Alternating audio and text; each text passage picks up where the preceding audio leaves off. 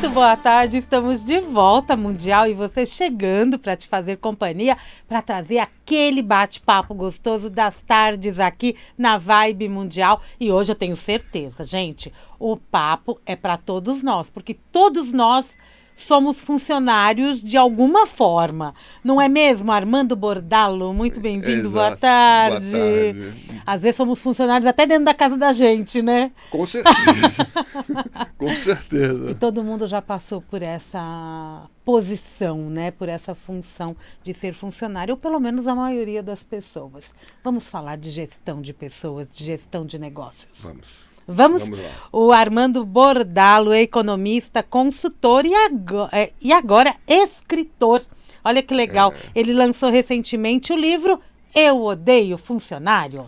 Mas eu não odeio. Você não odeia. É uma provocação e a gente vai entender tudo isso. Na contracapa tem até a primeira pergunta que eu posso fazer para ele. Como assim eu odeio funcionário? E assim é, né? Você vai explicar isso pra gente. Vou explicar tudo direitinho.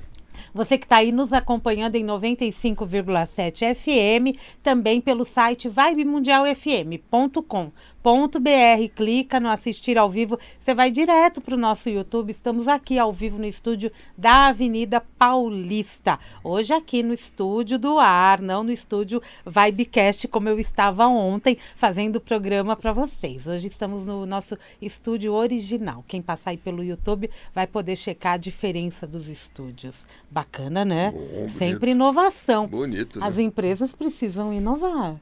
Não é assim que funciona o tempo todo. E todo dia a gente está passando por esse processo de inovação, inclusive humano, né? A gente com a gente mesmo, não é isso? O tempo todo. E é isso, a gente né? precisa se inovar, se renovar, não é? É isso aí. Agora, não existe inovação sem tolerância ao erro.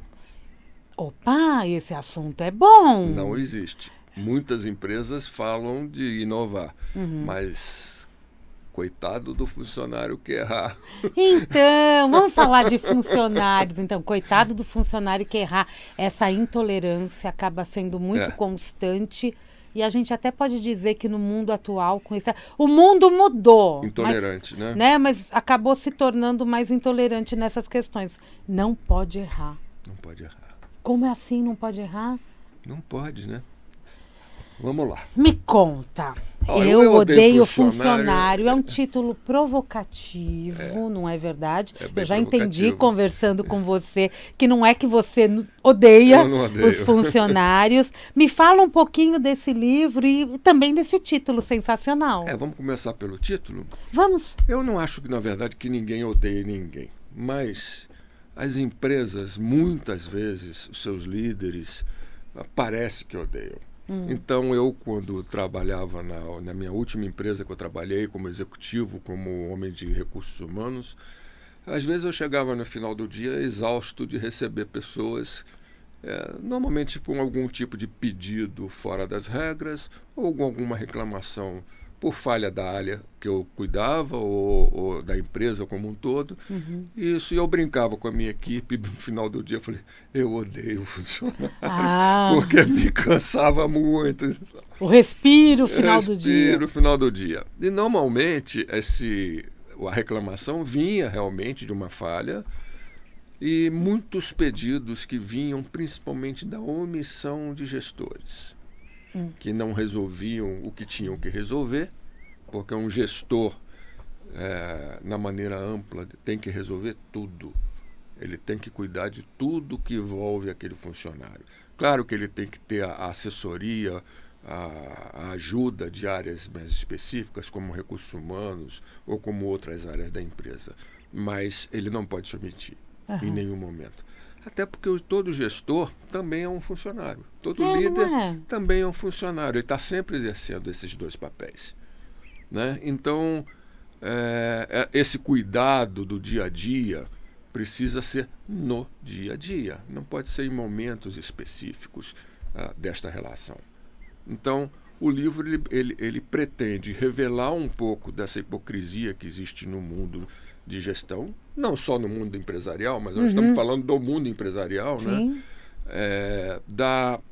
Na prática, a ausência de um maior respeito nesse relacionamento, né? e também de mostrar às pessoas, principalmente aquelas mais jovens, que não tenham ilusões a esse respeito. A empresa, qualquer empresa, seja de que fim seja, pode ser uma organização militar, pode ser uma empresa sem fins lucrativos, pode ser uma empresa com fins lucrativos. Toda organização, pode ser uma rádio, toda organização tem o seu modus operandi, né? Então, mas ela tem um fim em si mesmo, um fim de gerar lucro, um fim social importantíssimo, que é a geração de emprego, da inserção das pessoas na sociedade, na educação delas, né? Na formação delas, mas elas não podem ter um comportamento entre lucro e ganância. Existe uma responsabilidade sobre aquelas pessoas que trabalham na empresa. Assim como aquelas pessoas também uma responsabilidade com a empresa, mas, sobretudo, assumir a responsabilidade consigo mesmo. Cada pessoa com ela mesma. Qualquer indivíduo, qualquer pessoa tem que ter uma responsabilidade consigo. Empresa nenhuma é responsável pela felicidade de quem quer que seja. No entanto, existe no mercado uma indústria de felicidade, normalmente utilizada da forma errada. Eu vou lhe dar um exemplo. Existem empresas que certificam outras empresas como lugares bons para trabalhar. Sim. Toda empresa quer esse certificado. Eu estou entre as 10 melhores empresas para trabalhar. Eu estou entre as 100 melhores empresas para trabalhar. Os rankings, né? Os rankings, aquelas classificações, Sim. Tudo hoje em dia precisa ser classificado, né? Isso é muito bom se você faz uma pesquisa, a famosa pesquisa de clima. Se você faz essa pesquisa e recebe aqueles resultados e entende que correções precisam ser feitas, o que está bom, o que precisa melhorar, isso é extremamente positivo. Você está perguntando a essas pessoas. No entanto, o que eu vejo é as empresas preocupadas com o certificado, para poderem mostrar, o marketing. Olha, aqui é um bom para trabalhar. É bom mesmo? Será que é? E, às vezes, esses certificados têm até um efeito nocivo na sua população, porque elas podem gerar descrédito. Porque se aquilo não corresponde à realidade, ou aquilo que as pessoas estão percebendo, aquilo gera cada vez mais desconfiança, mais um descrédito. Uma empresa de internet, por exemplo, que funciona de uma certa forma e todo mundo tem o seu ranking de qualidade e de repente cai a internet toda hora. E cai a internet toda hora. Aí é o descrédito. É o descrédito. Não tem como recuperar isso. E as empresas, elas querem correr atrás dessa posição alta de ranking, seu top 10, e com isso acaba sacrificando também os funcionários? Eu não diria que sacrifica. Eu diria que ela, para chegar lá, ela faz uma pesquisa junto aos funcionários. Os funcionários, de forma confiante, respondem com a melhor sinceridade possível. Não é? Normalmente respondem com sinceridade, com verdade, né? A empresa o que faz? Ela tem dois caminhos. Ela pega aqueles resultados e diz, olha, isto aqui eu preciso melhorar. E toma ações práticas para essa melhoria. E comunica aos funcionários o resultado, o que vai fazer, porque aí o funcionário se sente gratificado. Olha, a minha opinião está sendo útil. Porque se também não demonstra, não comunica esse resultado, eu só participei de uma pesquisa. Esse é o outro caminho. Então a pessoa responde, né, com uma relação positiva, a empresa vai, publica no seu mecanismo de publicidade, olha, somos uma empresa boa para trabalhar, mas não tem resultado prático. Não utilizou aquilo. Aquilo foi apenas uma ação de marketing. A prática é o material humano. É o material humano. Me diz uma coisa, falar de gestão de pessoas e falar de gestão de negócios é falar do mesmo universo? Elas andam juntas? É a mesma coisa. É a mesma coisa. Vamos lá.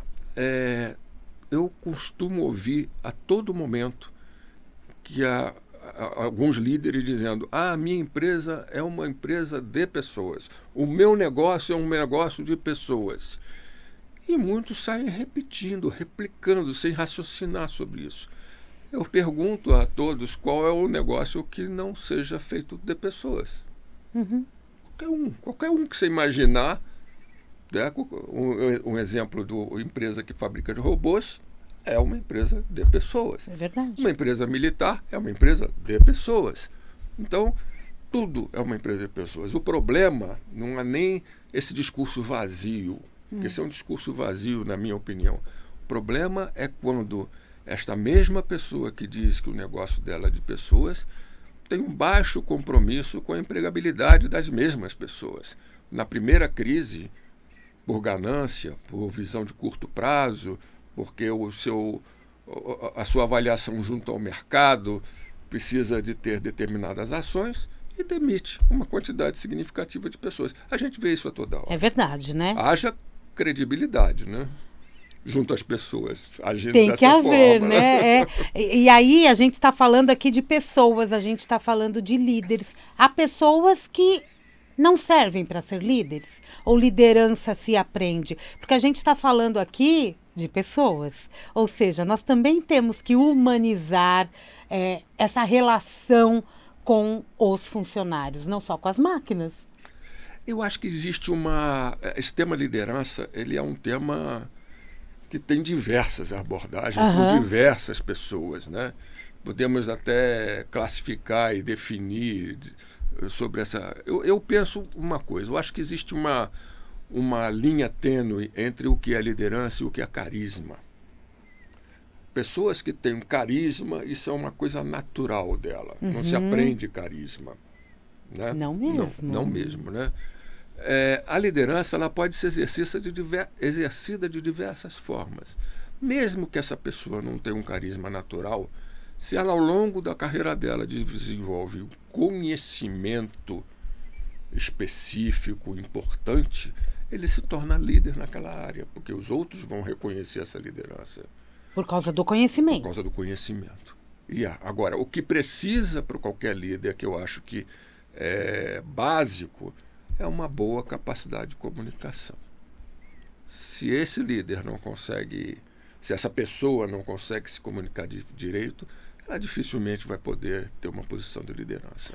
A comunicação é um entrave nas relações entre gestores e funcionários, e entre até funcionários, eu acho que né? A comunicação é a coisa mais importante no meio empresarial.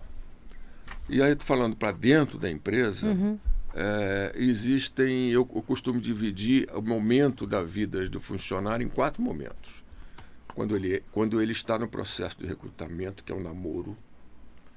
Quando ele foi contratado e está num processo de integração, digamos, nos primeiros 6 meses, já está casado, lua de mel. Aí se ganha ou se perde o jogo. Porque se nesse momento a empresa não cuida, não trata, ela começa a perder a credibilidade aí. Depois você tem um momento que é a vida do funcionário, o desenvolvimento dele ao longo. E o 4º momento é o momento mais importantíssimo e mais relegado, que é o momento do desligamento. Cada funcionário que sair de uma empresa, seja por que motivo for, deveria ser um porta-voz daquela empresa. Deveria ser aquele que comunica, olha, independente do final, aquela minha vida foi muito boa. Ou, ao longo do processo de desligamento, esse cuidado, esse zelo, fazer com que aquela pessoa se sinta importante, mesmo depois de ter saído, é fundamental. Você falou uma coisa tão importante, né? Porque a gente sempre fala do momento que estamos presentes no trabalho, né? Como funcionários, e nunca sobre o desligamento. Porque a maioria acaba vendo o desligamento também como algo sofrido.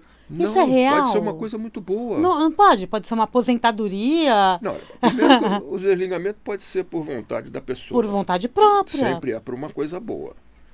Hoje em dia tem muita gente se desligando porque não aguenta. É o burnout, né? Então tem esse aspecto hoje. O outro lado, a empresa pode desligar por uma questão de performance, por questão de redução de quadro. Vai empreender também. Mas se esse relacionamento for de respeito de verdade, aquilo vai servir para a vida da pessoa. Seja honesto, diga a verdade. Feedback é uma coisa que a gente tem que dar para as pessoas todo dia, a todo momento.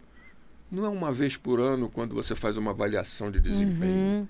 Aí já morreu. Tudo aquilo que aconteceu já acabou. É curioso, né? Porque a avaliação de desempenho, ela deveria ser feita diariamente. A gestão do desempenho. É uma gestão pela própria pessoa. Com responsabilidade no que está fazendo, mas também com o que está recebendo.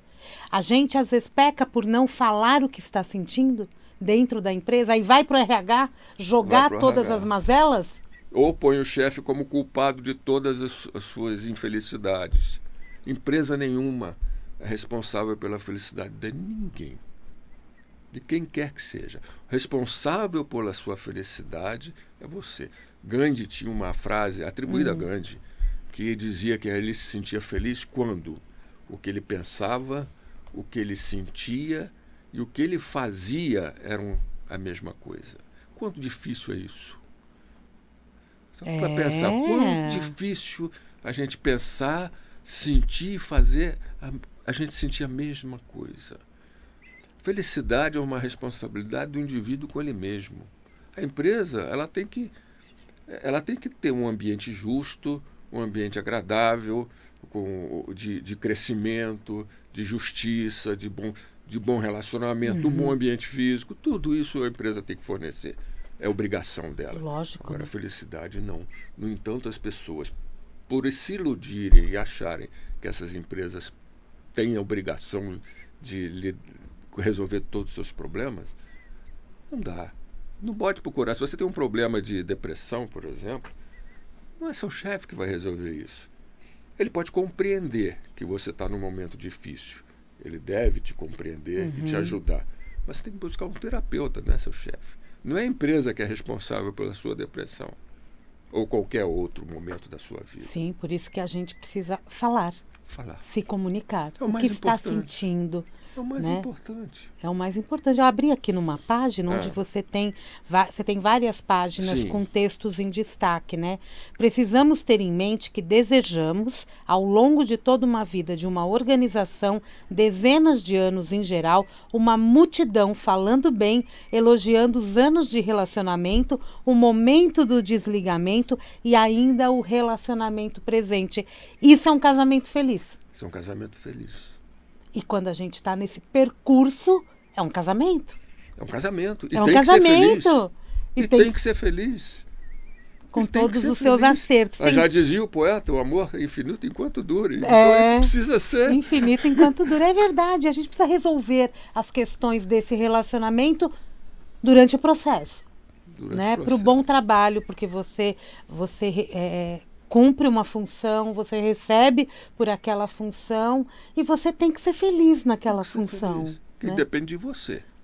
Tem duas palavras que a gente tem ouvido falar muito nos dias de hoje, que são sentimentos, é a empatia e a resiliência, né? Então, eles fazem parte dessa gestão, eles fazem parte do relacionamento até de colegas de trabalho, para um bom funcionamento. O tempo todo.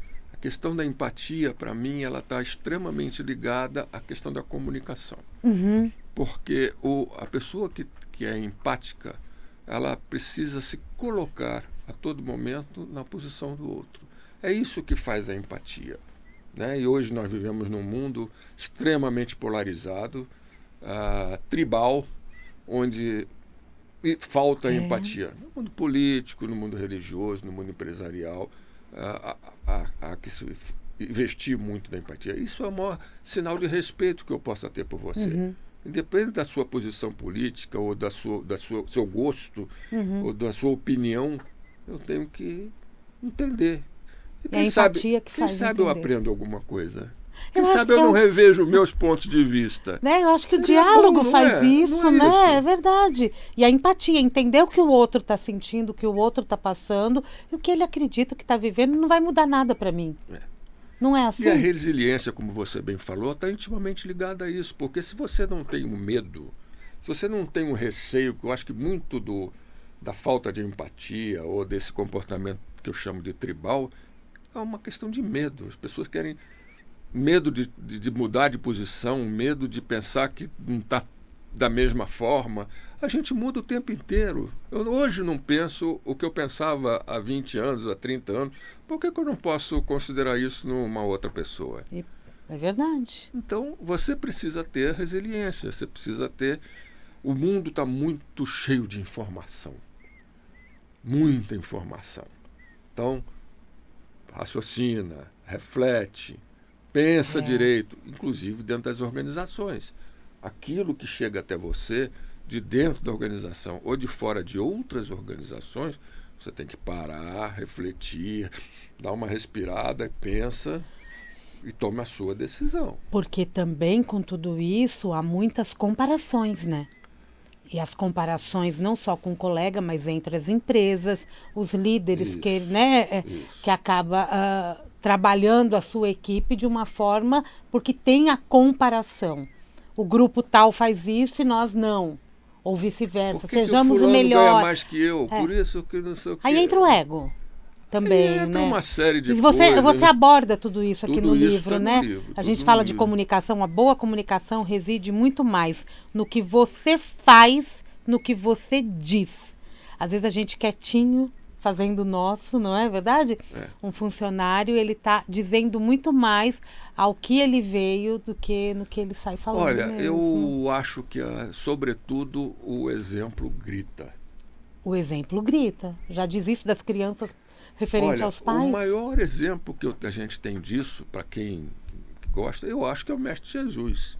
O que ele fez? Ele exemplificou. Aliás, ele foi o precursor da meritocracia, quando ele disse, cada um conforme suas obras. Sim. Ele não disse a cada um conforme o que você fala. Então, ele é um precursor da meritocracia numa sociedade totalmente organizada por castas, por privilégios, né? Na empresa é diferente. Tem aqueles que se consideram privilegiados. Todo mundo acha que o chefe é um privilegiado. Ele não chegou a ser chefe à toa, né? Não, ele não comeu grama, não, né? Então, essa eu acho que é uma questão muito forte, né? É o grupo da elite e o grupo dos plebeus? Não é, né? A capa do livro ela se remete um pouco... É o xadrez. Ela se remete ao poder. Então você tem um rei e a rainha simbolizando o poder e a massa aqui embaixo, né? O rei e a rainha aí está falando da empresa, aquela que detém o poder. Mas o poder, antes de ser um privilégio, ele é um dever, ele é um serviço. E tem que ser muito bem administrado. É um serviço. Quanto mais você sobe na hierarquia, mais responsabilidade você tem, mais responsabilidade em servir aquele grupo você tem que ter. E aí a gente não fala só do grupo que está no trabalho, a gente está falando do que eu ofereço para a sociedade. Aí entra também uma responsabilidade social. Extremamente importante nos dias de hoje. É o ESG, né? Que se fala tanto de ESG, né? De ambiente, de governança e da parte da participação social da empresa. O mundo mudou, né? O mundo mudou muito. E mudou para melhor. Por você aqui comunica coisas boas, né? O tempo inteiro. Mas a mídia tradicional a gente só vê desastres. A gente sabe, né? É um negócio complicado, né? Eu posso falar aqui. É um negócio muito complicado. Então você tem que se desligar como se a vida fosse resumida em guerra, em assassinato, em ladrão. Não é. Tem tanta gente fazendo tanta coisa boa nesse país. Eu sempre falo que tem mais gente boa que gente ruim no mundo. Que tem. E a gente precisa olhar para isso. Mas não dá ibope, parece, né? Todo mundo quer, mas não dá ibope, né? Não dá ibope.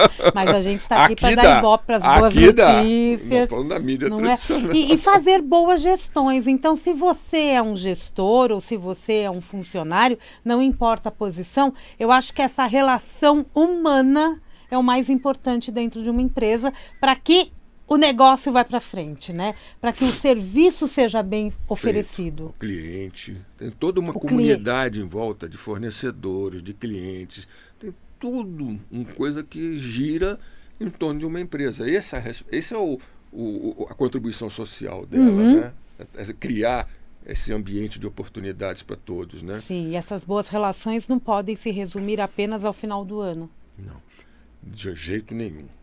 E, sobretudo, atrás dessa relação, existe uma relação que eu considero muito mais importante, que é a relação dessa pessoa consigo mesma. Uhum. Você falou disso várias vezes. Consigo que é o mesmo. ponto-chave, né? É o ponto-chave. Se aceite, estude, dê duro, contribua. Faça a tua parte. Faça a sua parte bem feita. O resto vem por consequência. Porque, como você disse, o gestor chegou lá como gestor, porque ele fez a parte dele.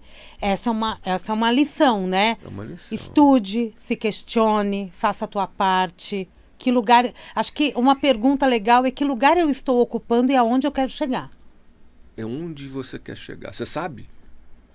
Pessoas sabem. Você sabe onde você quer chegar? A pergunta. Mas quando você pergunta normalmente para as pessoas que estão numa empresa, fala assim, qual é o seu objetivo de vida? Ah, eu quero chegar a tal. Mas peraí, seria o objetivo de vida. Não é um objetivo de carreira. Não é? Você sabe qual é? É.